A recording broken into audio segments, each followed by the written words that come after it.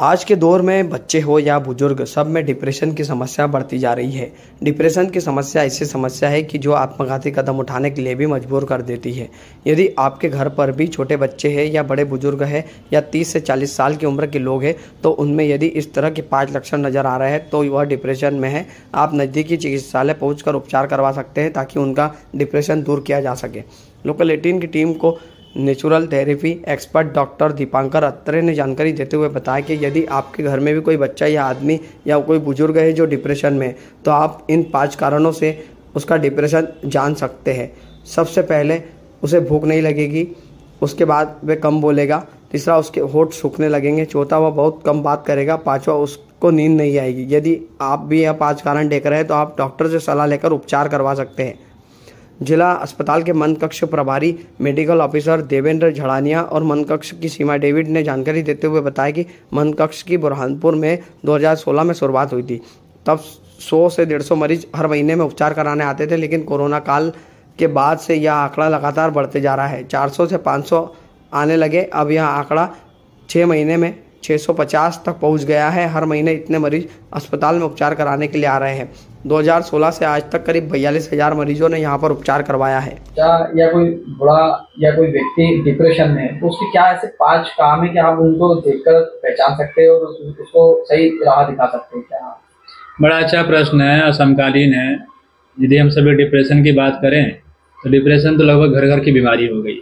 बड़ों की तो छोड़िए, छोटे छोटे बच्चे, चाहे पढ़ाई की स्थिति हो या पारिवारिक स्थितियाँ हो, पड़ोसियों की हो, फ्रेंड सर्कल हो, किसी भी कारण से व्यक्ति डिप्रेशन में जा सकता है।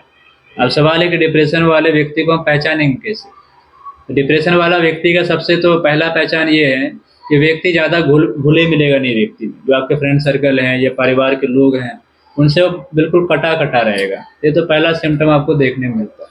हालांकि तनाव वाले केस में व्यक्ति घुला मिला रहता है, वो आपसे बातचीत भी करेगा, लेकिन वो डिप्रेशन वाला ठीक उल्टा है, वो व्यक्ति से बात ही नहीं करेगा। भले आप 4 बार उनसे पूछ लें तो इशारों में बोल ले, लेकिन वो मुंह खोल करके आपसे बात नहीं करेगा, क्योंकि दिमाग उनका कहीं और ही चल रहा है। कुछ जिस भी विषय के कारण वो डिप्रेसिव में गया है वहाँ उस व्यक्ति का चलता है।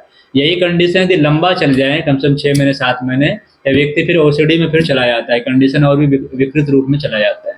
दूसरा कंडीशन है कि व्यक्ति का भूख खत्म हो जाता है, कि भूख का कोई अता पता ही नहीं होता है कि व्यक्ति कब खाया नहीं खाया। कई बार तो ऐसा देखा जाता है कि व्यक्ति भोजन कर चुका होता है जिससे पता ही नहीं कि हम भोजन किए भी हुए। भूख तो एक तो लगती नहीं है, दूसरा है कि भूख जब लगी भी तो खाया नहीं खाया कोई पता नहीं है उसका। तीसरा कारण इसमें है कि इसके होंठ सूखना। इससे आप पहचान सकते हैं कि व्यक्ति क्या है। होंठ खूब सूखेंगे, होंठ खूब फटेंगे, क्योंकि पानी की इंटेक जो है वो कम हो जाती है। चौथा समस्या है कि नींद गायब हो जाती है इस व्यक्ति की। वो भले बेड पर लेटा हो, रजाई के अंदर हो, लेकिन जब आप उसे हटा के देखते हैं तो आंखें खुली है, कुछ और ही वो व्यक्ति सोच रहा है। पांचवा है कि उसके अंदर थॉट फ्लोइंग ज़्यादा हो जाती है, सोचने की गति विचार भी बहुत ज़्यादा हो जाते हैं। कभी आपसे कुछ कहेगा, कभी दूसरे से कुछ कहेगा। कहना तो बहुत कम ही होता है, लेकिन यदि कहेगा तो कुछ ही मैटर कुछ है, कह कुछ और रहा है। तो ये कुछ छोटी छोटी समस्या हैं। और यदि साइकोफिजियोलॉजिकल में हम लोग जाएँ तो उसके बीपी की कंडीशन देखेंगे तो बीपी उसके डाउन चलेगी, व्यक्ति की बिल्कुल नॉर्मल चलती है।